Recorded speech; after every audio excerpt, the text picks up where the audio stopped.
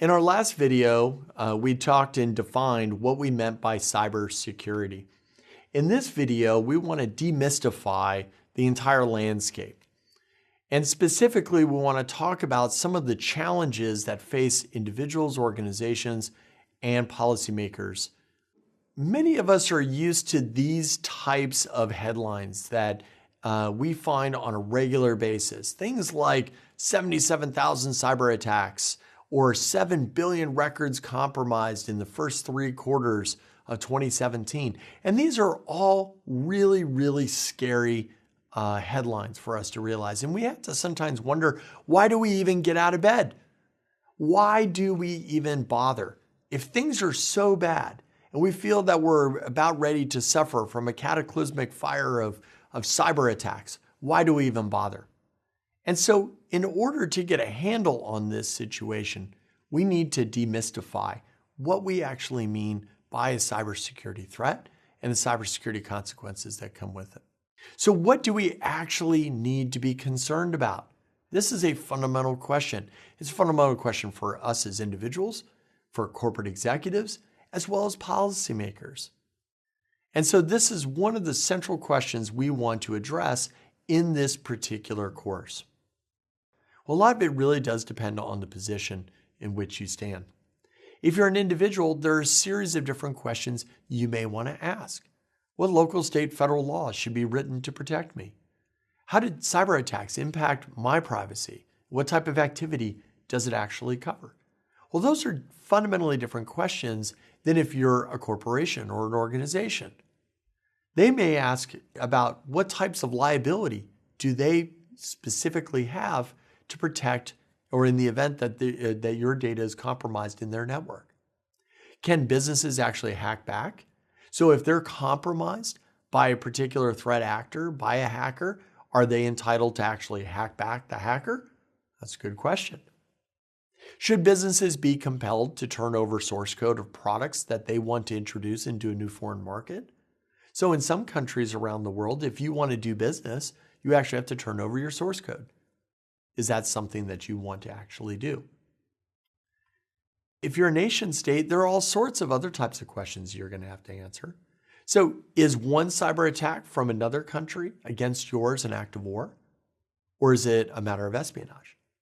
How you answer that question will affect the response you have.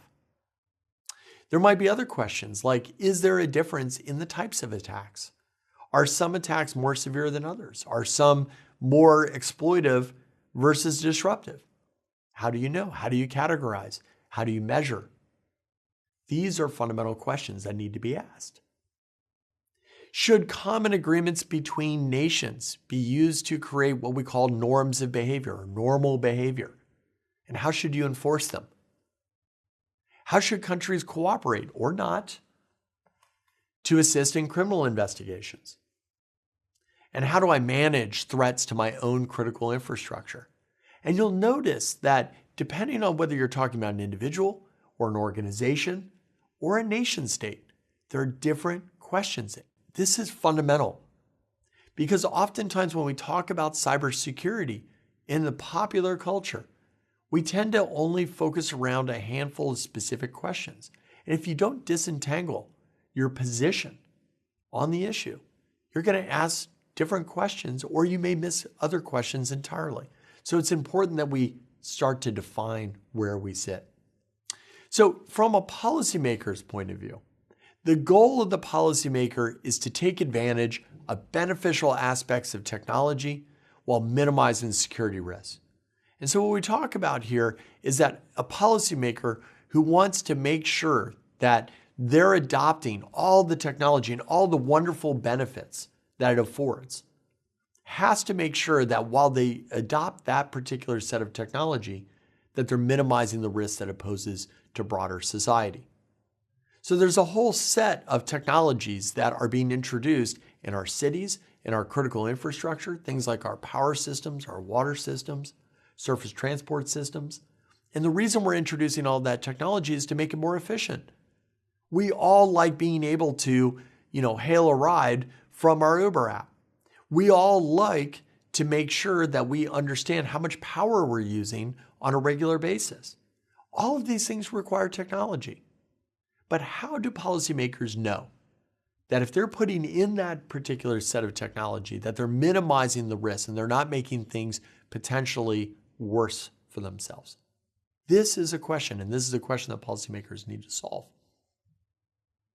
So some broad areas of concern that policymakers may have might be things like the confidentiality or integrity or accessibility of government networks, making sure that the government networks that they use to provide services to the citizens are actually not compromised and that are maintaining the confidentiality, integrity, and accessibility. We need to make sure that we understand what the impact is to important civil services like power and water systems. And we also need to make sure that we have a broad set of national and international concerns. So these are areas that policymakers want to focus on when it comes to cybersecurity. So some examples of cyber policy. And these are just some very, very specific examples to highlight how policymakers are actually trying to address some of these broad areas of concern. Might include some examples of statutes or laws. Would be things like the Computer Fraud and Abuse Act or the Federal Information Security Management Act, or known as FISMA. They also include things like executive orders or policy directives. These are things that stem from the executive branch. Things like PPD 41 and PPD 21. It's kind of mouthful, of acronyms that are a little bit of a mouthful, but help us deal with how the executive branch plans on addressing certain cybersecurity concerns, like how do we coordinate a national response to cyber attack? When should we actually respond to a cyber attack as a country? Because if you hit Joe's Crab Shack, that's probably a little different than hitting an electric utility company. There's a differentiation that needs to be made. It might also include regulations. So an example might be the National Do Not Call Registry. That's not a law and it's not an executive order, but it is an example of policy that might be relevant in this case. It might include things like frameworks, voluntary frameworks, the way that we operate in addressing certain best practices to improve cybersecurity. Things like the NIST standard cybersecurity standard framework or the ODNI cyber threat framework. Or finally, it might be something as simple as a presidential speech. When the president makes comments, it is policy.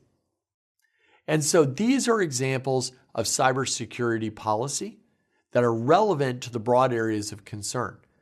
So in this video, what we've tried to address is trying to disentangle what are the areas of concern for the policymakers and to identify that cybersecurity and your perceptions of cybersecurity are really dictated based on the position in which you hold. Are you talking about cybersecurity issues from an individual standpoint, a business or organizational standpoint, or from a nation state? In our next video, we're going to explore what we call the threat landscape, the broad areas of that we need to address if we're going to better understand what we mean by cybersecurity. See you next time.